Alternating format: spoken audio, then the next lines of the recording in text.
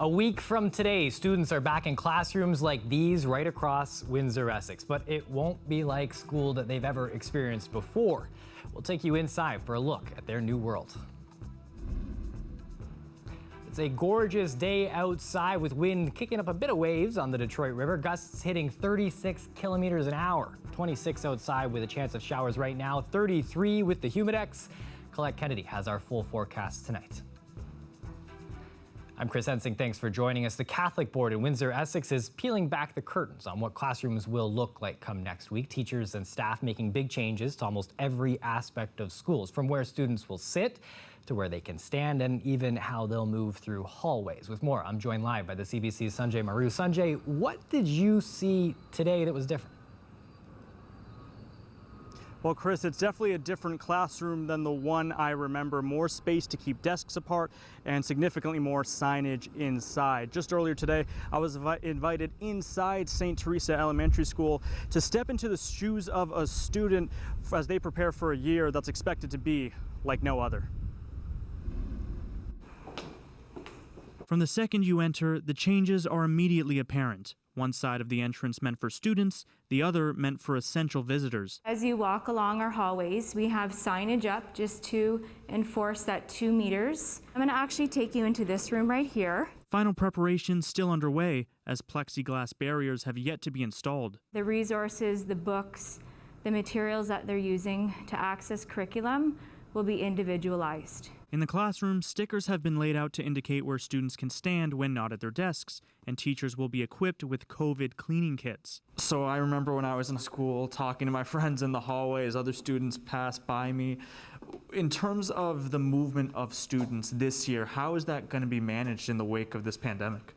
So as you will notice, we do have directional arrows on both ends of our hallway to indicate to students where it is safe for them to walk. But what happens if a student starts to show symptoms of COVID-19? We've designated this our isolation room, and we felt that it was really important to have this room off of the office area for supervision purposes. If multiple students were to show symptoms at the same time, what would be the protocol for that? Then we would have to have an alternative placement for that student. We obviously wouldn't want to have those students congregating together in the same room. The school would then contact their parents and then the health unit. If we do have to communicate to the health unit, we would have everything electronically, from seating plans to class lists to bus seating to daycare to any contact with anyone else in the building. We've got that ready to go. And inside, drinking water fountains have also been shut off. Bottle filling station remaining on since they are contactless. Now, each student will also be given a personal container to put their belongings so that they're not shared by other students. Now, I also had a chance to ask the principal of this school here about enforcement, how they're going to go about ensuring that students are practicing proper, for example, hand hygiene and making sure they're keeping their masks on. And she says it's all about setting an example. The idea that if a teacher wears a mask, then it's assumed that the students will follow. But I also asked her about any kind of complaint system, any sort of disciplinary action that would be taken against students refusing to wear masks or practice proper hand hygiene. And she says that's still being worked out with discussions from staff. Chris. Still some work to do before kids go back to class. Thanks for this, Sanjay. The CBC's Sanjay Maru live tonight. Well, the first day of Windsor's newest COVID-19 assessment center down at the Sportsplex, St. Clair College, you can now get a COVID-19 test. It's run by Windsor Regional Hospital. Not too busy afternoon today when I popped by. It's a temporary spot, though. They're going to look to set up a permanent site over at the Met campus.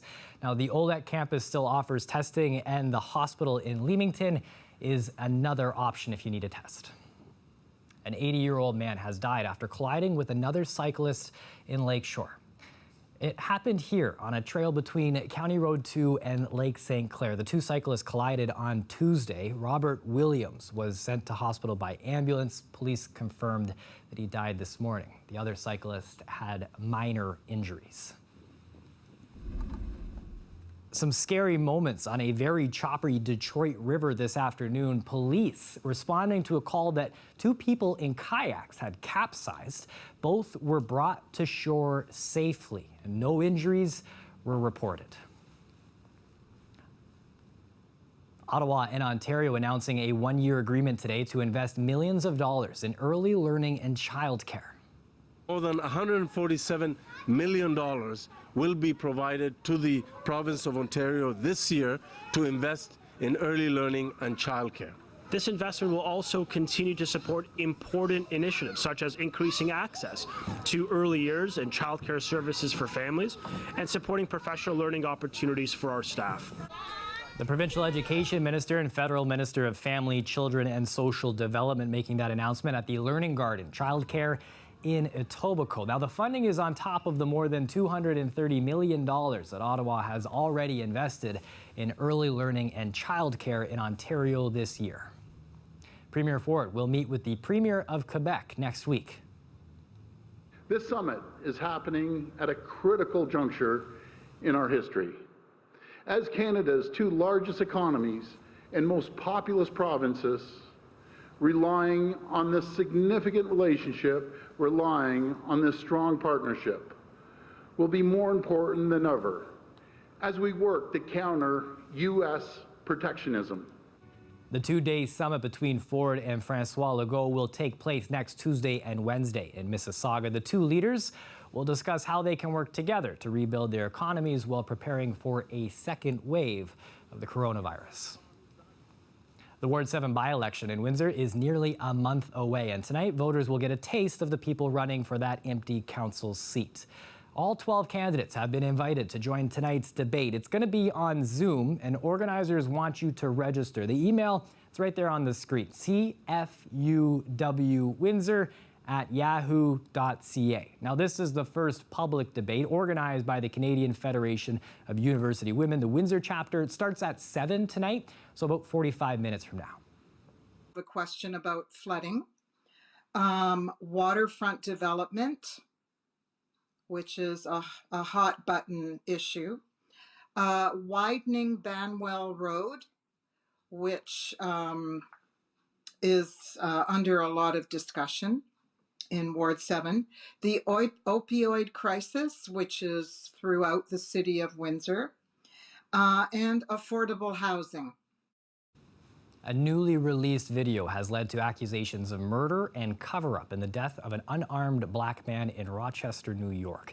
The family of Daniel Prude released the police body cam video of his March arrest. It's leading to renewed criticism of the actions of the officers and overall police procedures. CBC's Stephen D'Souza has a story. A quick note that viewers may find some parts of this story disturbing. Get on the ground. Put your hands behind your back. Behind your back. Yes, Don't sir. move. Yes. Don't move. The encounter took place in March, but the disturbing video was only released yesterday. Daniel Prude's family had called police because he was in mental distress. Police arrived to find him naked in the street. He was handcuffed. Prude was clearly agitated, yelling at officers. About 3 minutes later, police put a hood over his head, a mesh cloth known as a spit mask. Prude is agitated further. An officer held Prude's head down for more than 2 minutes. Prude reportedly spits at them and later vomits. He died in hospital days later. I want justice. I want these officers charged with murder, and I want the city of Rochester to do better. Tashira Prude says her father was a good man who was complying when officers first approached him. I feel like this case was simply just a case of police brutality and racism. Protests have erupted over Prude's death. I placed a phone call for my brother to get help, not for my brother to get lynched. City officials say the matter is under investigation by the state. The Rochester mayor only today suspended the officers involved. I am suspending the officers in question today against the advice of counsel, and I urge the Attorney General to complete her investigation. This is not a cover-up. Let me be clear when I say that. There is no cover-up whatsoever. After a summer where police use of force has come under a national spotlight, Prude's case highlights a lesser-known technique, putting a mask over a suspect's face to prevent spitting. They could restrict breathing even more so than somebody may already be restricted in terms of other restraints and cause extreme distress. Prude's arrest comes in the early days of the COVID epidemic, and he had told officers he was infected.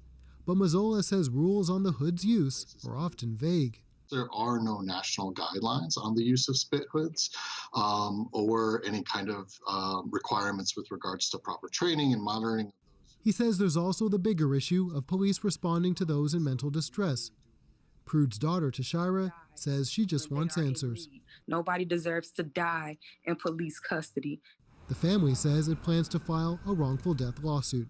Stephen D'Souza, CBC News, New York.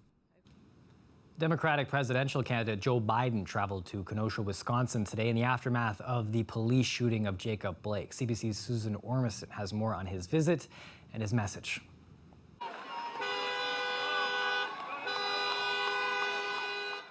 A chorus of Black Lives Matters demonstrators greeted the former vice president's motorcade as it came along this street into a church here in Kenosha. Joe Biden says he's come here as a healer and a unifier, choosing to meet community leaders in a church and privately, in stark contrast to President Trump, who toured the burned out and destroyed businesses in Uptown. And this really underscores the differences in these two candidates for president. In their first real test on the campaign, Joe Biden has not been out campaigning, and this is his first trip outside of northeastern United States to come here to the Midwest. Earlier today, he met with Jacob Blake's family, the black man who was shot by a white police officer here in Kenosha just over 10 days ago, and which gave rise to the looting and violent demonstrations. The family's lawyer said they met for 90 minutes, and Biden commiserated with the family and seemed to indicate he cared and set out his plans for change about racial injustice in this country. Biden has said that the officer who shot Jacob Blake should be charged. Again, a difference with Donald Trump, who did not meet the family here in Kenosha. The underlying racism that is institutionalized in the United States still exists, has existed for 400 years. And so what's happened is that we end up in a circumstance like you had here in Kenosha and have here in Kenosha. People crowded around the church trying to get a glimpse of Joe Biden, but this visit has been very private and very closed. Trump was criticized for coming to Kenosha while it's still trying to heal from these divisions, and Biden was too, so he kept this very low key. I honest to God believe we have an enormous opportunity to do a lot of really positive things. Joe Biden is counting on black votes to propel him to the presidency, and this visit was part of that calculation. As for Kenosha, the curfew has now been lifted. The stores are starting to reopen, and the plywood which protected the glass in front of those stores is now being transformed into colorful murals of peace and community resilience. The city is trying to heal. Susan Ormiston, CBC News, Kenosha. A groundbreaking national study finds that COVID-19 is hitting Black communities in Canada harder than the rest of society, both in terms of health and finances. The authors hope that their findings will guide decision makers to provide more targeted help. CBC's Andrea Hunkar reports. Across Canada, COVID-19 wreaking havoc. And now new research revealing the extent of the impact on Canada's Black communities. Black Canadians are more likely than other Canadians to seek treatment and be hospitalized. 21% of Black Canadians reported knowing someone who died from the virus versus 8% of Canadians on average, almost 3 times as many. My legs were hurting, my back was hurting, and I felt extremely fatigued. It's a study that highlights Edmontonian Ashley Farah's experience. Exposed to COVID by a co-worker she carpooled with to her job at a warehouse. Sent by health authorities to get tested, her only means of transport, 2 city buses. Then, holed up in her room for 14 days. I remember feeling like I was in jail in my own house. Dunya Nur co-authored the study. Anecdotally, we hear the story, but now the story is alive and is living through empirical research. The study appears to be the first of its kind in Canada, say researchers, not only showing how COVID-19 impacts Black Canadians, but also why. Black Canadians reported feeling more unsafe on their commute to work and also reported doing more work requiring face-to-face interactions. It seems as though they're just naturally in a higher risk situation given their socioeconomic and demographic circumstances. The research also looks at financial impacts. Black Canadians reported a greater likelihood of layoffs and reduced hours at work. I mean, data will give communities opportunity to apply for funding and say, hey, this is what it saves in Alberta, this is what it saves in Ontario, this is what's happening in Quebec. Therefore, we definitely need support here. So governments can ensure those most impacted by the pandemic get the help they need. Andrea Huncart, CBC News, Edmonton. A look outside at some clear skies from earlier today, but the clouds are coming across now, and it could be rain clouds. Some spotty showers are a possibility, but Colette Kennedy will give us the full idea of that probability next.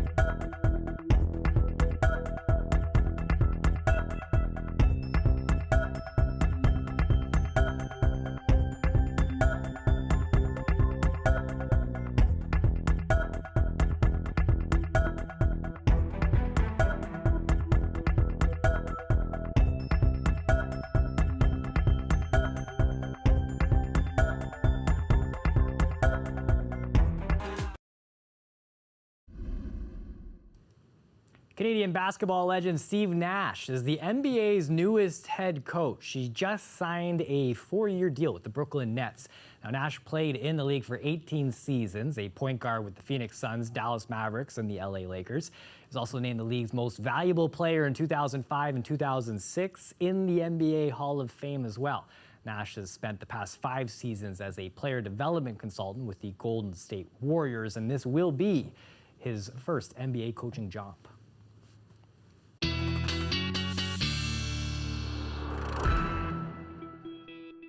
And joining us live now for a look at the forecast is Colette Kennedy. But again, the Raptors tonight have a game. Have you been following any of this bubble action? No, didn't really. What? Like this? They have to win. It's like the third game. This here. is pretty important. No, for haven't us. paid any attention. Oh my gosh! Like that last game. I know. They were so close, and that last shot. Tonight, though, I believe in us tonight. The Raptors are going to make good. We had a Canadian yesterday, Lou Dole, who was like, pulling off everything that you could imagine. And I'm just hoping for something good today. And I bet people are also hoping for something good in the forecast as well, but I don't know if it's there, is it? Yeah, no, it's great. Okay, perfect. We can always spin it pretty much. But no, it's looking pretty good in terms of what we've got coming. There are a lot of bright spots as we go towards this holiday weekend. So let me walk you through. We're getting a little bit of pickup in terms of our winds. They're going to pick up a little further as we've got this front that's coming towards us. So as it gets a little bit closer, and I mean, that's pretty imminent, they'll be getting a little gustier from the southwest this evening, and then they're going to turn around towards the northwest, and they'll be a little strong through the overnight, easing by tomorrow morning. So for now, not too bad, but again, they'll be getting a little stronger. Our current temperature is sitting here between 25 and 27 between Chatham, Kent, and the Windsor area, and our humidex values there in the low 30s. There, just to the north of us, you see that line of some of these showers, some heavier storms and downpours, stronger winds, even some small hail. Well to the north of us, severe thunderstorm warnings up there towards the Bruce Peninsula. So we don't have to contend with that right now because all that's pulled to the north, and it's really weakening along the bottom edge here of the front. But that comes through a little later on this evening, so we'll see a little bit of wet weather. It'll be breaking up somewhat, but that kind of goes through. Then as we get towards midnight, we're going to see things really drying up. But as I say, the winds will be a little bit stronger. And then as it goes through, it clears up. So we'll actually see skies clearing through the overnight tonight, setting us up for some sunshine tomorrow. And it's just that it's going to be a cooler day. Those temperatures coming down, dew points going down as well. So a more comfortable day for those of you. And I know some folks have been finding that their allergies have been kind of kicking up a little bit the last couple of days. It should help a little bit with that as well.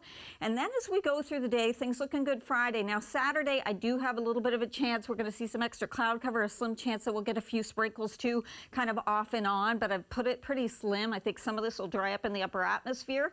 There are those winds, as I say, first from the southwest, then turning around to the northwest, but should be easing by morning. Then as we clear out, we are going to fall to a low of about 14 degrees, so closer to seasonal. Tomorrow, we're even going to find our daytime highs a little below seasonal, so we'll see things being a little bit cool, but with that sunshine, it's going to be a bright and beautiful day. So like I say, kind of easy to find some of the good stuff here in this forecast. Saturday looking pretty good. There'll probably be a few sprinkles here and there. There's that 30% chance. Sunday kind of a mix of sun and cloud. So at times there'll be kind of variable day. At times a little more cloud cover than other times of the day. Monday bringing back a chance for some showers, and that risk is there into Tuesday as well. But look at that too. Notice something? The heat comes back as well, Chris. No, absolutely. Just getting close to that 30s, but this is good. This is manageable. This is nice. This is manageable. Yeah. Yes. Thanks, Colette. You're welcome. Now, coming up next, good news if you are trying to get a hold of a driver's test. Their locations are going to open up, but you might expect a bit of a wait. That's next.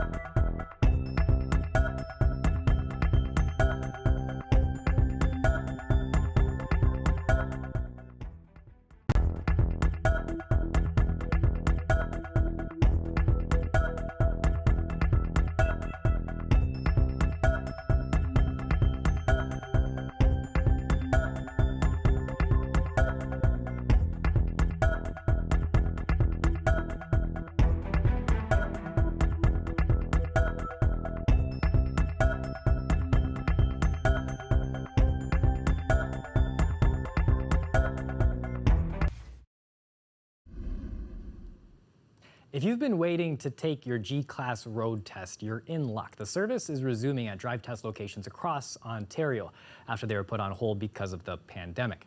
Starting next Tuesday, you'll be able to book a road test and access all classes of driver testing services through strict protocols that are going to be in place, though. Anyone taking a test will be required to wear a face covering, and staff will wear PPE in both the building and in vehicles. Drive test centers, which operate on a full-time basis, will resume offering all of their services with restrictions removed, such as knowledge tests being accessible only by birth month. A new treatment for seriously ill COVID-19 patients is being endorsed by the World Health Organization. Clinical trials show that the use of 2 types of steroids may reduce deaths of patients in intensive care. The drugs are inexpensive and widely available, which are big pluses for a medical system that's bracing for that second wave. CBC's Vicadopia reports. For COVID-19 patients in intensive care, as many as 40% won't survive. But treatment with corticosteroids could change those odds, according to new research. This is far and away the largest effect that we've ever seen in a population of sick patients. Marshall's team reviewed 7 new major clinical trials involving different intravenous corticosteroids. The results: for every 25 patients in the ICU treated with either dexamethasone or hydrocortisone, deaths fell from 10 to 8. In theory, of the nearly 860,000 COVID deaths worldwide, more than 170,000 people may have been saved with corticosteroids. So it's a robust kind of effect.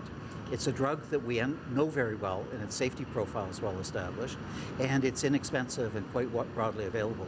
Excitement about the possibilities of corticosteroids began in June when an Oxford study published promising results for critically ill patients. Then some hospitals began using corticosteroids right away before this latest research was even published. I think that this data cements that decision. And my expectation is that it's essentially the standard of care in Canada. The WHO initially warned against using corticosteroids because they were ineffective for SARS and potentially harmful. This latest research still doesn't explain how the steroids help patients with COVID-19 recover, though there are theories. The later phase of this disease is dominated by an inflammatory component and hyperinflammation. And I think steroids are very good at decreasing that inflammatory component.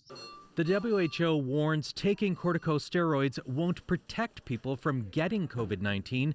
Still, they're invaluable as hospitals prepare for the second wave of the pandemic. Vicadopia, CBC News, Toronto.